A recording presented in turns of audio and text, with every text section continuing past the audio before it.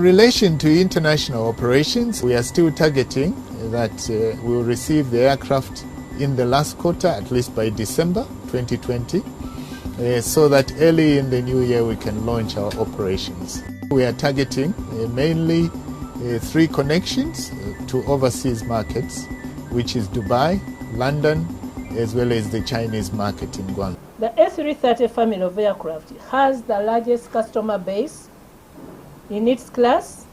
It has 105 customers worldwide, compared with 41 customers for its direct competitor.